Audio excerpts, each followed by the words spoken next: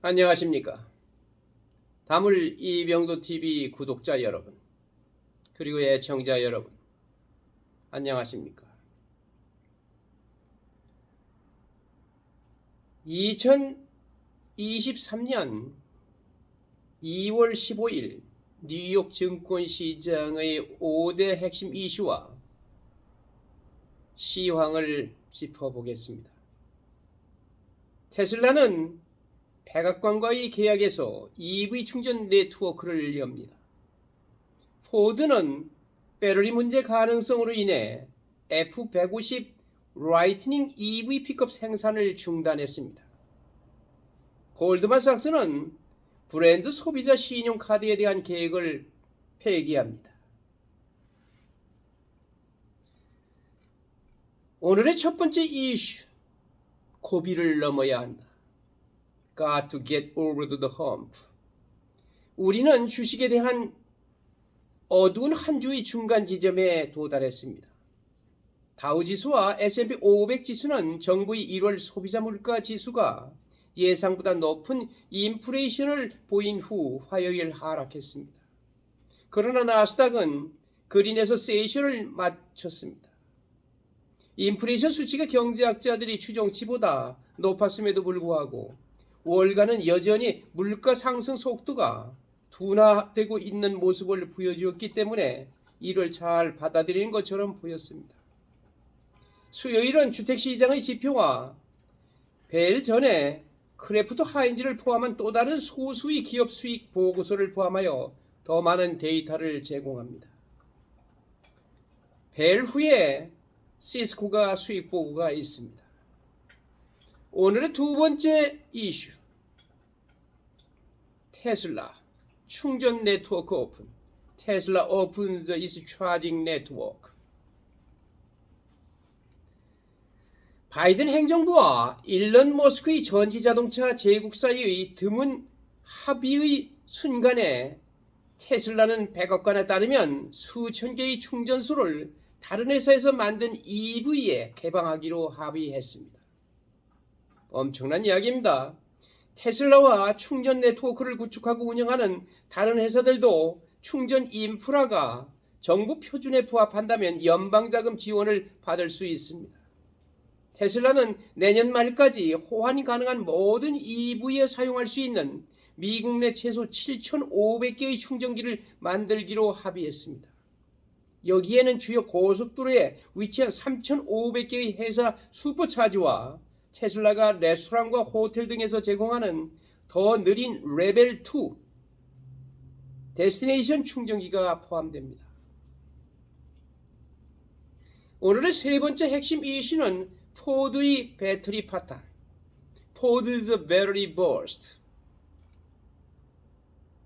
포드 직원들은 2022년 12월 13일 자동차 제조업체의 포드 루즈 전기차 센터에서 전기 F150 라이트닝 픽업을 생산하고 있습니다. 그러나 EV 배터리 세계에서 모든 것이 좋은 소식은 아닙니다. 포드는 배터리 문제로 플래그십 F150 라이트닝 픽업의 생산과 출하를 중단했습니다. 포드는 배송 전 품질 검사 중에 드러난 잠재적인 문제에 대해 너무 많은 세부 정보를 공개하지 않았습니다. 포드가 직면한 가장 최근의 어려움입니다. 이달 초 이 회사는 실행 문제에 대처하면서 추악한 4분기 실적과 2022년 순손실을 발표했습니다. 그리고 소비자들에게 여러 가지 자신들이 억울함을 하소연도 했습니다. 포드는 EV 경쟁이 가열되면서 전환점을 모색함에 따라 올해 비용 절감을 모색하고 있습니다. 오늘의 네 번째 핵심 이슈, 골드만삭스는 소비자 후퇴를 계속합니다. 골드만 continues the consumer retreat. 골드만삭스는 CNBC의 쉬수는 월스트리트 파워하우스가 소비자 은행 전략을 계속 해체함에 따라 브랜드 신용카드에 대한 계획을 포기하고 있다고 화요일에 보도했습니다. 골드만 CEO 데이빗 솔로몬은 손실이 누적되기 시작하고 소비자들이 인플레이션 및 기타 경제적 역풍에 직면하기 시작한 이후 회사를 국민을 위한 은행으로 바꾸려는 이전 의도에서 멀어지고 있습니다. 골드만은 10월 소매 사업을 분할했습니다. 나중에 회사는 마르쿠스 개인 대출 사업을 종료하고 광범위한 고객 기반의 당좌예금을 제공하는 것을 포기할 것이라고 말했습니다. 이 모든 일이 발생하면서 더 이상 소비자 신용카드를 출시하는 것이 이치에 맞지 않았습니다. 오늘의 네 번째 핵심 이슈, 까다로운 주택시장, The Tricky Housing Market. 경제가 이자율 변화에 얼마나 민감한지에 대한 새로운 예를 보려면 수요일이 모기지 수요 보고서를 살펴보십시오. 주택담보대출은행협회에 따르면 지난주 총 모기지 신청 건수는 7.7% 감소했는데 인기 있는 30년 고정금리가 6.18%에서 6.39%로 상승했기 때문입니다. 재융자 신청은 전주 대비 13% 감소했으며 주택구입 신청은 6% 감소했습니다. MBA 수석 이코노미스트인 조엘 칸은 지난주 모기지 금리가 전반적으로 인상됐다고 말합니다.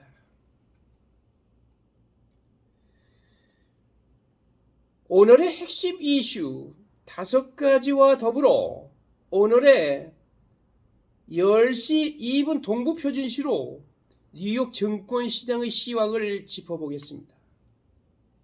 투자자들이 소매 판매, 인플레이션 데이터를 평가함에 따라 다우는 100포인트 이상 하락했습니다. 예상보다 높은 1월 소비자 물가지수가 발표된 지 하루 만에 투자자들이 예상보다 높은 최신 소매 판매 보고서를 숙고하면서 수요일 주식은 하락했습니다. 다우 산업평균지수는 172포인트 0.5% 하락했고 S&P 500과 나스닥 컴포지트는 각각 0.48%, 0.35% 하락했습니다. 1월 소매 판매는 3% 증가했으며 다우존스가 조사한 이코노미스트들은 1.9% 증가를 예상했습니다. 이 수치는 인플레이션을 억제하기 위해 연준이 금리를 인상했음에도 불구하고 미국 경제가 버티고 있다는 신호입니다.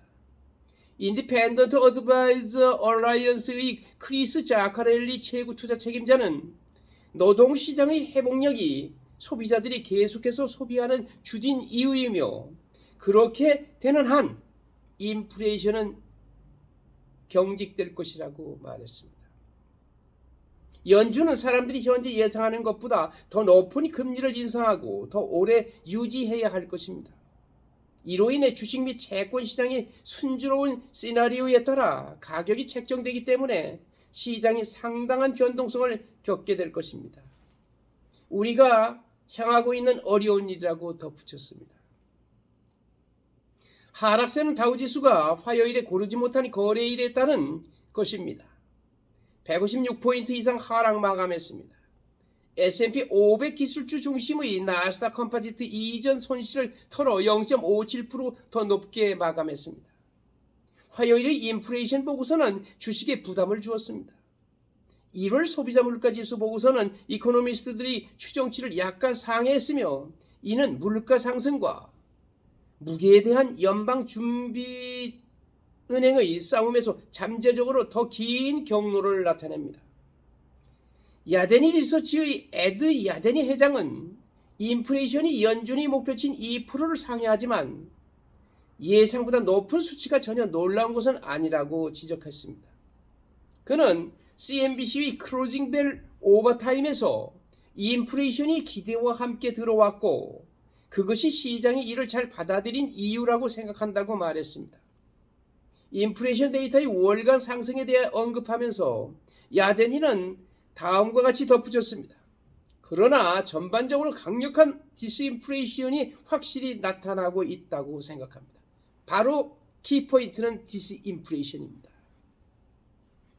최신 인베스터즈 인텔리전스 설문조사에서 불즈는 강세장은 2021년 이후 최고 수치에서 미끄러졌습니다. 인베스터즈 인텔리전스의 최근 금융 뉴스레터 작성자 주간조사에서 금융 뉴스레터 작성자의 낙관론도 48.6%, 2021년 12월 이후 최고에서 45.1%로 감소했습니다. 특히 전반적인 추세가 긍정적으로 바뀌고 있는 경우에는 정상을 암시합니다. 지난주 주가 하락으로 약세 비율이 전주 25.8%에서 최근 주 26.8%로 증가했습니다. 2022년 10월 저점에서 약세는 44.1%, 2022년 6월 중순 저점에서는 44.1%였습니다. 인베스터즈 인텔리전스는 후자의 수치는 주식에 투입할 수 있는 현금 수준이 높아지고 시장의 위험도가 감소했음을 시사한다고 말했습니다. 수정진역은 25.7%로 2주에서 28.1%로 확대됐습니다. 소위 강세장 스프레드는 플러스 18.1점으로 지난주 22.9점과 13주 연속 상승세가 하락세를 압도했습니다. 지난주 22.9포인트 스프레드는 주식이 사상 최고치를 기록했던 2022년 1월 이후 가장 넓어 2022년 8월 고점이 17.5포인트를 넘어섰습니다. 그러나 인베스터즈 인텔리전스는 아직 고점을 암시하지는 않는다고 말했습니다.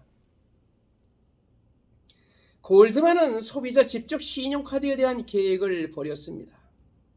골드만삭스는 회사의 전략적 피벗의 정책 전환의 또 다른 시생자인 소매 고객을 위한 골드만 브랜드 신용카드 개발 계획을 철회했다고 CNBC가 알게 되었습니다. 데이비드 솔로몬 최고 경영자는 2021년 반 애널리스트들에게 은행이 애플카드 파트너십을 위해 골드만삭스가 만든 플랫폼을 활용한 자체 카드를 개발 중이라고 말했습니다. 그러나 그것이 대중을 위한 주요 은행이 되려는 계획을 축소했을 때 골드만 카드에 대한 근거가 사라졌다고 신원을 밝히기를 거부한 한 사람이 전 고용주에 대해 말하면서 말했습니다. 소비자 금융에 대한 은행의 야심은 그것을 실행하는 능력을 능가했다고 솔로몬은 지난달 인정했습니다. 워렌 버핏의 버크셔 포트폴리오에 대한 변경 사항은 주식 이동을 유발했습니다.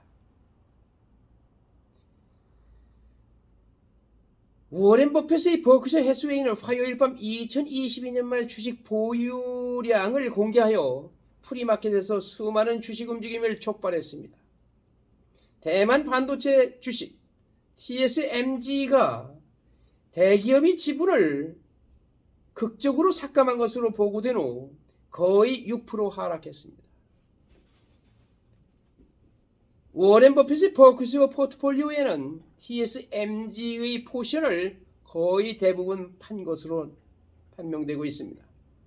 오마이의 오라클은 또한 뉴욕 멜론은행과 US 뱅크포의 두 가지 금융에 대한 배팅을 줄였으며 수요일 프리마켓에서 주식이 각각 약 0.7% 하락했습니다. 워렌 버핏의 포트폴리오 운영을 보면 참 절묘합니다. 반면 버크셔의 패러마운트 글로벌 지분은 2022년 말 15억 8천만 달러로 소폭 증가해 주가가 2% 이상 상승했습니다. 공부하는 투자자 여러분, 그리고 다물 이병두 TV의 구독자 여러분, 신중한 투자자를 지향하는 여러분, 현명한 투자자의 길은 공부하는 데 있습니다. 대박은 절대 없습니다.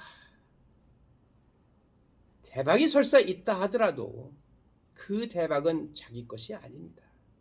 결국은 잃고 맙니다. 여러분, 공부하는 투자자가 됐을 때 시세의 흐름을 정확하게 인식하고 현재의 자기 위치를 정확하게 파악하면서 뚜벅뚜벅 걸어갔을 때 대박은 축적되고 여러분의 투자는 큰 위력을 발휘합니다. 설사 투자를 하지 않더라도 인생의 삶에서 자본주의에서 자신의 위치가 어떻게 될지 향방을 정확하게 짚어낼 수가 있습니다. 여러분, 비동부표준시 오전 10시 1분 기준 뉴욕 증권시장의 주식시장 방송은 이것으로 마치겠습니다. 여러분 대단히 감사합니다. 오늘 하루도 행복한 하루 되십시오.